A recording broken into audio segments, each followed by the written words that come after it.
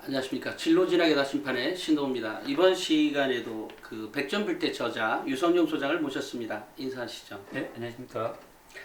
네, 제가 원래는 오시기 전에는 유 소장님이 오기 전에는 몇 개 대학만큼은 대학별로 좀 찍었으면 했는데 막상 그러려니까 너무 힘들 것 같아요. 그래서 사실 저도 그 대학별로는 안 찍거든요. 왜냐면 일단 입이 힘들어. 그런 부분 때문에 안 했는데 역시 그것을 내가 싫은 거는 왜 남들한테도 시키지 말라는 얘기 있듯이 차마 못 시키겠습니다. 고맙습니다. 참고로 이번 시간에는 2022학년도 입시가 크게 바뀌는 부분들이 있어요. 네. 이제 그 부분들 물론 뭐 백전불태 앞쪽 부분에 써져 있긴 합니다만 어쨌든 요번 2022학년도의 입시 달라진 것들에 대해서 좀 더 말씀을 좀 네. 들어볼까요? 네, 2022학년도 입시는 아마도 우리 학생들이 기억할 때 정시 모집 확대를 많이 기대를 했었을 겁니다. 이 2022학년도 입시를 만들 때가 2018년도에 기억하실 것입니다. 수능시험 절대평가라는 것 때문에 공론화 과정이 거쳤던 단계입니다. 그 후에 2022학년도 만들어지면서 정시 모집 같은 건 30% 이상을 선별하라 이런 얘기가 나왔습니다. 근데 실질적으로 2020학년도 입시를 보면은 정시 모집을 확대한 적도 있습니다. 많이 있지만 또 그렇지 안 한 적도 있습니다. 특히 서울에 있는 상위권 대학들은 조금은 더 정시 모집을 확대했지만 또 지방에 있는 대학들은 그렇지 않은 경우가 있습니다. 그래서 전체적으로 볼 때는 지금 저 퍼센트라면 한 5%, 작년보다 0. 잠시만요. 그 정시 모집이 많이 확대될 걸 기대했습니다. 그러나 실질적으로 각 대학이 발표한 자료들을 보면은 실제 전체 대학 우리나라 198개 전체 대학의 정시 모집 확대 비율은 1.3%포인트밖에 증가하지 않았습니다. 상당히 많이 저희들의 생활 때에는 한 30% 가까이 될지 알았는데 실질적으로 정시 모집 퍼센트는 24.3%로 2021학년도에 23%보다 1.3%포인트가 확대되었습니다. 실제 많이 확대되지 않습니다. 그런데도 많은 학생들이 역시 2022학년도에는 정시 모집이 확대가 많이 됐다. 그래서 수시 모집보다 수능 공부 더 열심히 해야 된다. 이렇게 하는 경향도 있습니다. 그렇지 않다는 것을 먼저 말씀드리고요. 또 하나 큰 변화는 수시 모집에서 많은 대학들이 서울대를 제외한 고려대, 연대 많은 상위권 대학들이 교과 전형을 새로 도입했습니다.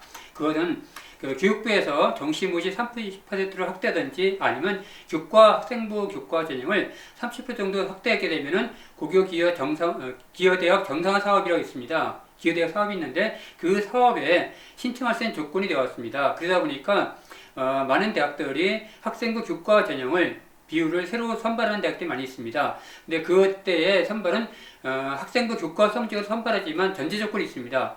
많은 대학들이 학교장 추천서를 받아야 됩니다. 그래서 내가 우리 학교에서 만약 고려대를 지나든지 연세대학교를 진학한다든지 성균관대학교를 진학하고자 할 때에 추천 범위에 해당이 되는지 그 추천 범위가 학교별로 어느 학교는 10명을 할 수 있고 어떤 학교는 4%가 될 수 있고 이 조건들이 다릅니다. 그것이 가장 큰 변화이기 때문에 먼저 자기 희망하는 대학이 만약 학생부 교과 전형으로 가고자 하는 학생이 있다면은 제가 그 추천 범위 안에 드는지부터 확인할 필요가 있다고 보입니다. 그것이 또 올해의 가장 큰 입시의 변화 중 하나고요.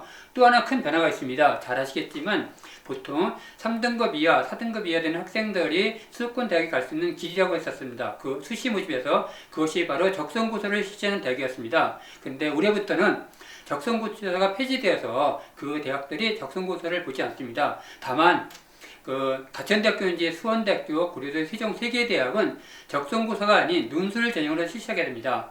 이게 논술 고사를 보기 때문에 실질적으로 올해 논술을 보는 대학은 작년보다 2021학년보다 좀 더 늘어났습니다. 확대가 되어서 31개 대학에서 34개 대학이 되었습니다. 근데 문제는 그 3개 대학들이 논술 출제 경향이 아직 정확히 나와 있지 않습니다. 그렇기 때문에 조만간에 각 대학이 발표하는 논술고사, 가천대학교, 수원대학교, 고려대학교의 예시 문제라든지 출제 경향이라든지 이런 내용들을 파악하고 준비하는 것이 필요할 것 같습니다. 그 외에 다른 부분들은 약간의 변동이 있긴 하지만 큰 변동이 없습니다. 큰 변동이 없다는 얘기는 학생 교과라든지 종합이라든지 논술이라든지 수능으로 선발한 전형이 작년에 있다가 없어진 건 별로 없습니다. 단지 아까 모집 인원수 학생 교과를 더 확대한다든지 정시 모집을 확대하면서 약간의 학생부 종합전형을 줄인다든지 이런 줄이든지 논술 전형을 축소한다든지 이런 변화는 있습니다. 그럼 또 하나 또 빼먹지 말 부분이 있습니다. 가장 큰 변화라고 할 수 있겠죠. 수능시험에서 선택형 수능이 도입되면서 정시 모집에서 각 대학이 수능시험을 반영 방법에서 약간 차이가 있습니다. 그거는 말씀 아시겠지만 수학에서 많이 있습니다. 국어는 선택 과목을 지정한 대학은 없습니다. 단지 수학에서 확률과 통계, 미적분, 기하 3개의 선택 과목이 있는데 주로 이과, 자연계학과들, 주로 중상위권 거의 다 했다고 보시면 됩니다.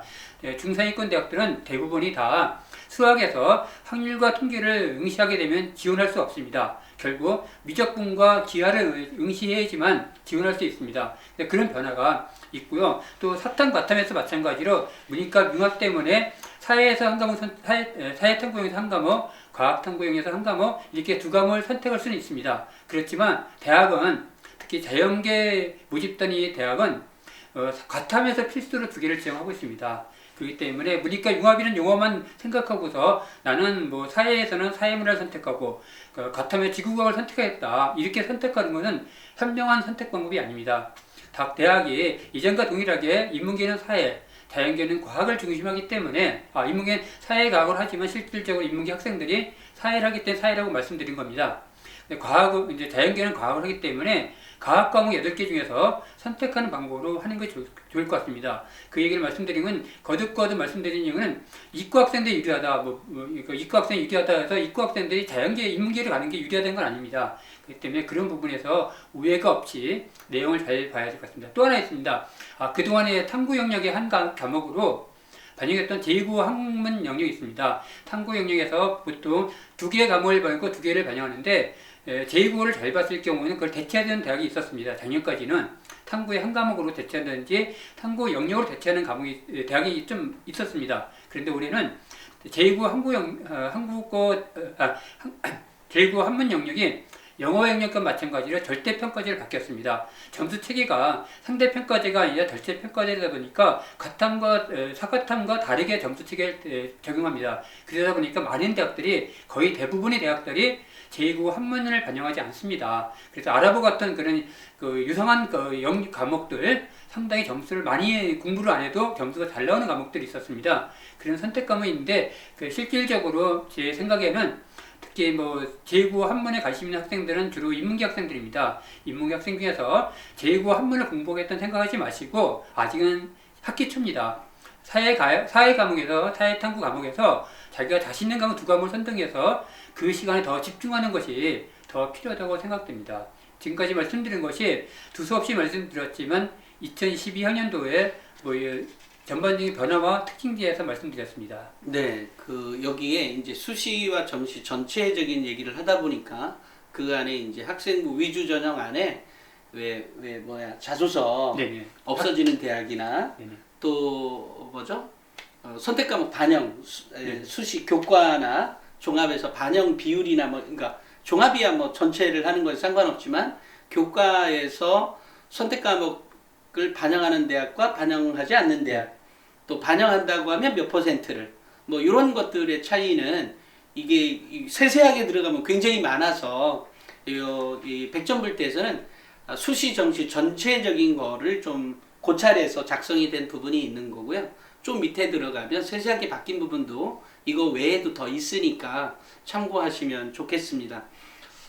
이거 말고는 거의 없죠. 예, 조금 전에 말씀하신 부분에 보충서 설명을 드린다면은 학생부 교과 전형에 학기마다 모집단위마다 반영 과목이 있습니다. 주로 인문계 모집단위들은 국어, 영어, 수학, 과학, 사회 과목을 반영하고요. 자연계는 국어, 영어, 수학, 과학 과목을 반영합니다. 그런 내용들은 백전불체 책에 보시면 다 있습니다. 또 교과 성적의 등급별 점수, 1등급, 2등급이 몇 점의 점수 차이 나는지 2등급과 3등급 몇 점의 점수가 차이 나는지 그다음에 또 올해 새로 바뀐 게 있습니다. 공통 과목과 일반 선택 과목과 진로 선택 과목이 교과의 편성입니다. 진로 선택 과목은 우리가 알고 있는 1등급, 9등급까지 등급으로 나오지 않습니다. 성취도 평가라 해서 A, B, C가 있습니다. 근데 그 과목을 반영하는 대학들도 간혹가다 그런 대학도 있습니다. 진로 선택감을 반영하는 대학들 A를 몇 점 주고 B를 몇 점 주고 C를 몇 점 주고 이렇게 변환해 한 선에서 반영했다는 내용도 100점 풀때에 다 기록해놨습니다. 네. 그래서 종합적으로 할 때 말씀드리기는 그냥 쉽게 말씀드리면 학생부 교과는 교과 성적이 중요한데 인문계 모집 단위는 국어, 영어, 수학, 사회가 중요하고 자연계 모집 단위는 국어, 영어, 수학, 과학이 중요하다. 그럼 그 과목 중심으로 내가 희망하는 대학에 지원할 수 있는지, 지원하지 못한다면 어떻게 하면 좋을지 이런 부분을 가름해서 판단하면 좋을 것 같습니다. 네. 좀 전에 말씀을 또 제가 조금 더 보충하면 각 대학에 들어가 보면 아까 좀 전에 얘기했던 진로 선택 과목을 어떻게 반영할 것인지를 구체적으로 수록돼 있으니까 걱정하지 말라는 네.